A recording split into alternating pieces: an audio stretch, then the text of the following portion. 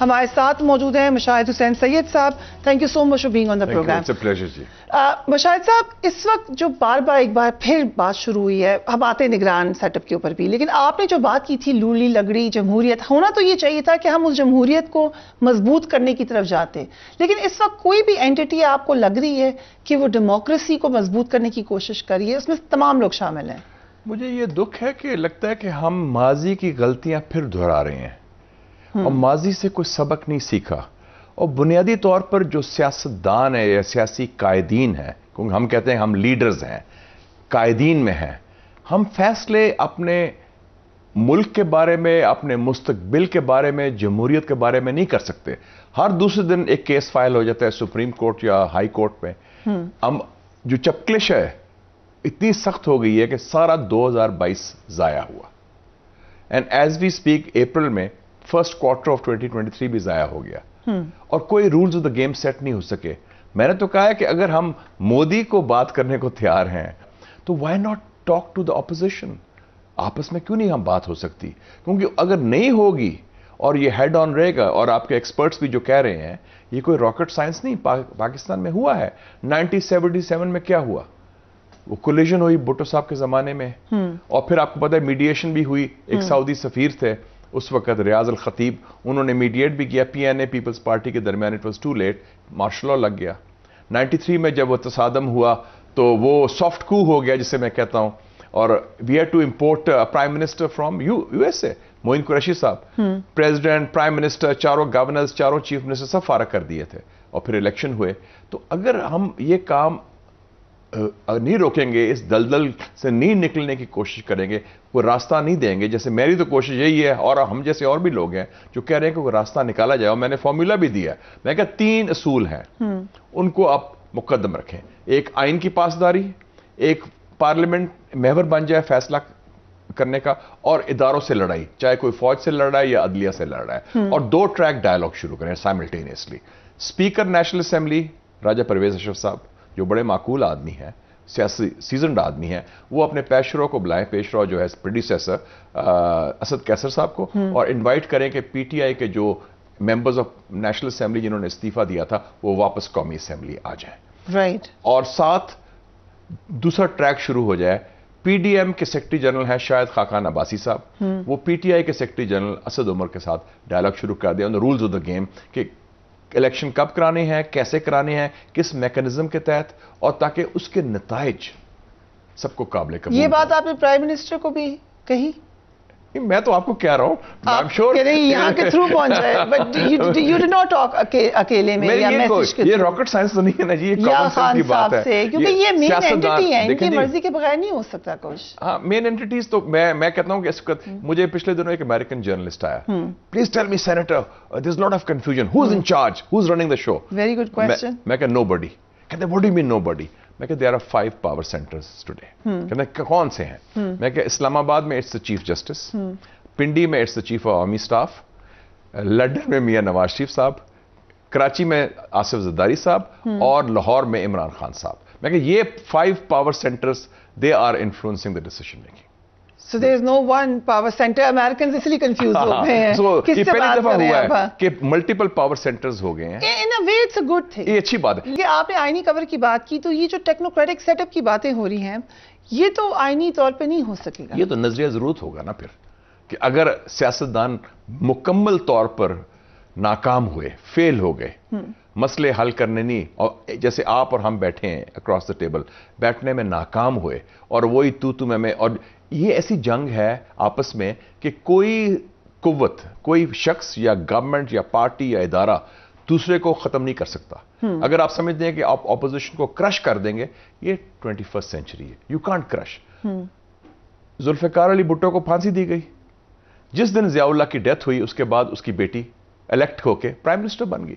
میاں صاحب کو ایگزائل کیا گیا, میاں صاحب کو سافٹ کو سے نکالا گیا, he came back in an election.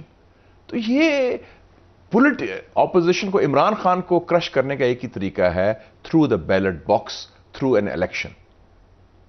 Let the people decide.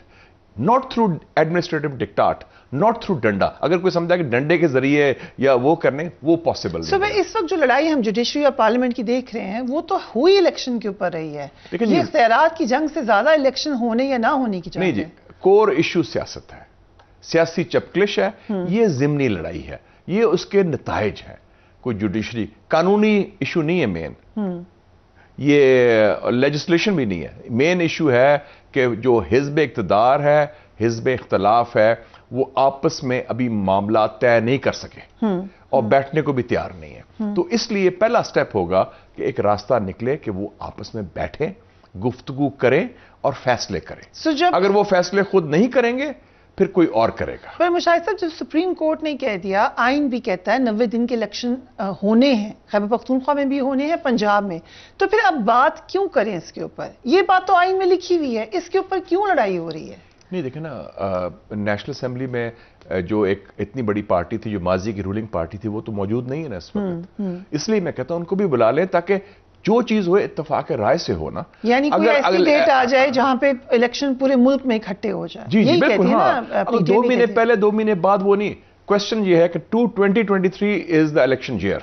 It's not a question of if, it's a question of when. You think that because yes. PDM के अक्सर रहनुमा ये कहते रहे हैं कि इस साल इलेक्शन नहीं होंगे. देखें जी, मैं याद है, आप उसको शायद पैदा नहीं हुई थी, मैं जर्नलिस्ट था जनरल ज़िया-उल हक के ज़माने में. मुस्लिम अखबार का एडिटर था, जो वाहिद अखबार था जो क्रिटिसाइज करता था मिलिट्री इस्टेब्लिशमेंट को, मिलिट्री रजीम को.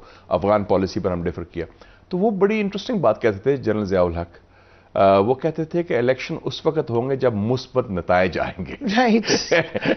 ठीक है. और उन्होंने भुट्टो को फांसी दी. 79 में इलेक्शन पोस्टपोन किया और इलेक्शन 85 में कराए जो नॉन पार्टी. तो इसका लगता है मुझे कि ज़िया-उल हक साहब को तो हम कहते हैं बड़ा डिक्टेटर थे, उनकी सोच शायद अभी भी मौजूद है. नताइज के इंतजार में वो तो बहुत टाइम लग जाएगा, क्योंकि इस वक्त तो जो पोल्स नजर आ रहे हैं उसमें पीटीआई लीड करती हुई नजर आ रही है. यही प्रॉब्लम है. इलेक्शन में एक पार्टी ने जीतना है, एक ने हारना है. हो सकता है ग्रैंड कोalition भी बन जाए. You never know. Maybe we need a grand coalition government. But you realize कि इस वक्त क्या पॉलिटिकल टेम्परेचर, और आपने पूरा इतना अरसा पाकिस्तान की सियासत को देखा, ऐसा कभी देखा? लेकिन वो ऐसा मैंने नहीं देखा. मैं ख्याल it is the most serious political crisis in my life time जो मैंने होश संभाली है. And you've seen मैं I was in my 20s जब ज़िया-उल हक की गवर्नमेंट थी. I was the youngest editor of a newspaper, मुस्लिम, और इंडिपेंडेंट न्यूज़पेपर था बाय द वे. और मैं कहता था मजाक से कि हम कलमा हक कहते हैं, हम सरकारी सच नहीं बोलते हैं, हम सही बात करते हैं. तो मैंने वो सारे पीरियड्स देखे हैं. तो ये जो पीरियड है ना, इसमें देखे ना, मईशत का बहरान, दहशतगर्दी का बहरान, सियासी बहरान, और ओवरऑल जो लोगों में मायूसी है. Even in the darkest days of Zia-ul हक इस तरह मायूसी नहीं थी.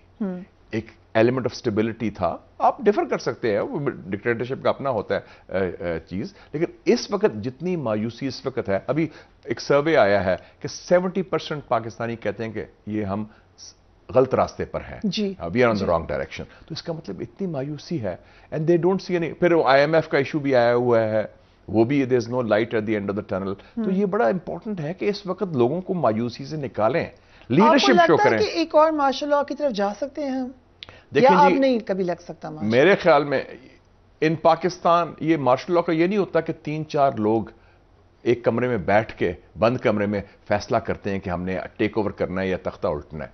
हालात ऐसे पैदा हो जाते हैं कि वो, मेरा नहीं ख्याल कि जब इलेक्शंस कराए थे भुट्टो साहब ने 1977 में, जनरल ज़िया और उसके जनरल्स का ख्याल था कि हम टेक ओवर करेंगे. I think they were not planning that. लेकिन ऐसे हालात हो गए, वो सियासी चपकलिश बढ़ती गई.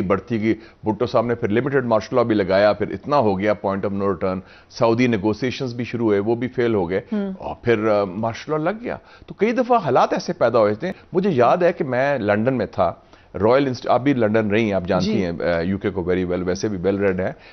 रॉयल यूनाइटेड सर्विस इंस्टीट्यूट में कॉन्फ्रेंस थी, 2016 की बात है. तो उसमें स्पीच की तो जनरल राहिल शरीफ ने भी की और मैंने भी की. I was chairman of the defence committee, और जनरल मेहर आमिर थे, उसको आमिर रियाज हैं, वो DGMO थे. तो उसके बाद मैंने देखा कि मैंने कहा कि जनरल साहब, you have spoken like a foreign minister. कहते हैं there is no foreign minister right now. उसको मियां साहब का दौर था, कोई फॉरेन मिनिस्टर नहीं था. तो उन्होंने कहा we can not have a vacuum.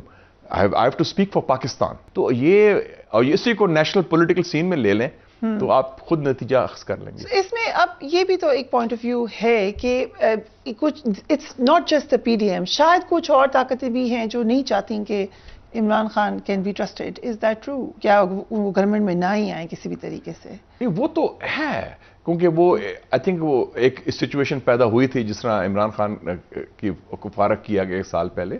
تو میرے خیال میں کوئی یہ سمجھنا کہ وہ آل پاورفل کوئی ہوگا اور وہ کوئی آ کے کوئی کسی کو کچل سکتا ہے, this is not possible in Pakistan. ہم اس میس میں نہ آتے اگر پی ٹی ایم تھوڑا بہتر پرفارم کر لیتی. کیا پی ٹی ایم کی پرفارمنس یا شہباز شریف صاحب سے جو ایکسپیکٹیشن تھی وہ بھی نہیں پوری ہو سکی؟ ایک مایوسی رہی. اوور آل سچویشن بڑی گمبھیر تھی پچھلے 1 سال سے, اور بیسکلی تو یہ ہوا نا کہ ایک پروسیس اصل میں شروع ہوا, جو گڑبڑ شروع ہوئی وہ 2017 میں شروع ہوئی. ٹھیک, we have to be accept جو سافٹ کو ہوا میاں صاحب کے خلاف, جس میں جوڈیشری استعمال کی گئی, and he was ousted in a soft coup. It is very clear. آپ وہاں سے سٹارٹ کرتے ہیں. ہاں, وہاں سے گڑبڑ شروع ہوئی نا. ٹھیک, پر خان صاحب کہتے ہیں 2018 میں ان کی سیٹس ایکچولی لے لی گئی. وہ تو یہ کہتے ہیں, میں یہ کہتا ہوں جس راستے سے آپ آتے ہیں اسی راستے سے وہ جاتے ہیں. پھر ان کو تو وہ اگر اف دا روڈ ٹو اسلام آباد لائز تھرو راولپنڈی تو آپ کا ایگزٹ بھی وہ راولپنڈی سے وہیں سے ہوگا. تو اب وہ سکور ایون ہو گیا نا. 2017 میں وہ ہوا, 2022 میں خان صاحب also face the same thing. وہ نئے تھے, ان کو سمجھ لیٹ آئی ہے. بعد میں ریلائز کیا انہوں نے یہ ہوا کیا, کیونکہ دا اسٹیبلشمنٹ کہہ لیں یا پاور سٹرکچر یہ پرماننٹ ہوتا ہے. آپ نے دیکھا ہوگا برٹش سیٹیریکل کامیڈی یس منسٹر, منسٹر تو آتے جاتے رہتے ہیں جو پرماننٹ لوگ ہوتے ہیں, کہتے ہیں پرماننٹ انڈر سیکرٹری, انگلینڈ میں یہ کہتے ہیں. وہ اصل گورنمنٹ وہ ہے. باقی تو پروٹوکول ہے نا, جیسے ڈاکٹر مبشر حسن صاحب نے لکھا تھا کتاب میں اپنی پیپلز پارٹی کے بارے میں, we were holding office, we were not in power. آپ کا جھنڈا لگا ہوتا ہے, آپ کو وزارت کا ٹائٹل ملا ہوتا ہے, آپ کے پاس پاور ہی کوئی نہیں. پر لیٹس سے کہ ٹیکنوکریٹس آتے ہیں, what will be your opinion? دیکھتے ہیں کیا سچویشن ہوتی ہے, but it will be a sad day, that will mean the failure of the political process, failure of the politicians, کہ سیاستدانوں کی ناکامی ہے نا, اس کی وجہ سے پھر یہ حالات ہوں گے نا. تو اس میں آپ کسی کو بلیم نہیں کر سکے کہ امریکہ نے سازش کی یا کسی اور نے سازش کی. ہر 2 سال بعد ہم ادھر ہی آ کے کھڑے ہو جاتے ہیں, ہر 2-3 سال بعد ہم ایک ہی جگہ پہ کھڑے ہوتے ہیں, یہی بحث کر رہے ہوتے ہیں. So may be we don't need an out of box solution. ہاں, پھر out of I am not in favour of technocrats, یہ بتا دوں, I am just saying don't you think تو وہ پھر وہ اس کا رزلٹ تھا. انفارچونیٹلی بیسک بات یہ ہے کہ یہ ایک فیلئر ہے پولیٹیکل کلاس کی, سیاستدانوں کی, کہ آپس میں مل بیٹھ کے رولز آف دا گیم آپ طے نہیں کر سکے. تو اس کے نتیجے میں ابھی ہم نے یہ اسٹیبلش کیا کہ پاور سینٹر اسٹیبلشمنٹ ہے, لیکن فیل سیاستدان ہوتا ہے, وہ نہیں فیل ہو سکتا. نہیں, ابھی اسٹیبلشمنٹ کوئی نہیں ہے پاکستان میں اس وقت. اب آپ نے کہا 5 اسٹیبلشمنٹ, 5 پاور سٹرکچرز ہیں. ٹھیک ہے, اسٹیبلشمنٹ جو ہوتے ہیں نا, اس اسٹیبلشمنٹ کے اندر فوج بھی ہوتی ہے, جوڈیشری بھی ہوتی ہے, پاورفل سول سروس بھی ہوتی ہے, اور اس کے پیچھے میڈیا مغلز اور بزنس بیرنز ہوتے ہیں, آپ بھی ہوتے ہیں اس میں, آپ الائز ہوتے ہیں اسٹیبلشمنٹ. جیسے مذاق سے کہتے تھے, آئی واز اسٹڈنگ ان امریکہ, تو وہ کہتے تھے ڈیوڈ راکفیلر فیملی کا تھا, head of the Chase Manhattan bank, he is the head of the American establishment, اور اگر اس کو پریزیڈنٹ بنا دیں کہتے ہیں that will be a demotion for him. Right, okay, I think too much said on this program. Let's come internationally. آپ چین سے ہو کر آئے ہیں, اس وقت پاکستان کے بارے میں چائنا کیا سوچ رہا ہے؟ ہم دیکھ رہے ہیں چائنا کو ایز این ایمرجنگ پاور زیادہ مسل اپنا فلیکس کر لیا ہے. دیکھیں جی, 90 سال پہلے علامہ اقبال نے فرما دیا تھا, دیکھ مشرق سے ابھرتے ہوئے سورج کو دیکھ, گراں خواب چینی سنبھلنے لگے, ہمالیہ کے چشمے ابھرنے لگے, گیا دور سرمایہ داری گیا, تماشا دکھا کے مداری گیا. دا ایشین سینچری آپ ڈان کر رہی ہے, اس کا سورج ہے طلوع ہو رہا ہے. اس میں چائنا آپ کے ساتھ, پاکستان کے ساتھ چٹان کی طرح کھڑا ہے, لیکن چائنا کو یہ ایک مایوسی ہے. وہ کہتے ہیں کہ ہم آپ کے ساتھی ہیں دکھ درد کے, مشکل وقت کے. ابھی بھی چائنا نے $3.25 ارب دیے ہیں آپ کو سب سے پہلے, پھر سعودی عربیہ نے $2 ارب دیے ہیں. وہ کہتے ہیں کہ آپ مہربانی کر کے, وہ التجا کر رہے ہیں, اپیل کر رہے ہیں کہ پاکستان کے جو سیاستدان ہیں, سیاسی قوتیں ہیں, چاہے حکومت ہو یا حزب اختلاف ہو, وہ اپنی ذاتی گروہی پارٹی وابستگیوں سے بالاتر ہو کے ملک کے لیے اور پاکستانی عوام کے لیے فیصلے کریں اور اکٹھے ہوں. یہ چائنا کا میسج ہے ٹو پاکستان. اور یہی میسج میں اپنے عرب دوستوں سے ملتا ہوں, میں ابھی بحرین بھی گیا ہوا تھا, دوسروں سے بھی ملتا ہوں, وہ بھی عرب دوست بھی ہمارے, چاہے بحرین ہو یا سعودی عربیہ ہو یا دوسرے عرب مسلمان ممالک ہوں، وہ بھی یہی پیغام دے رہے ہیں کہ آپ کیا کر رہے ہیں. یہ نہ ختم ہونے والی جو ایک خانہ جنگی ہے، کرسی کے لیے ایک چپکلش ہے، جنگ ہے، اس کا خاتمہ تو ہونا چاہیے.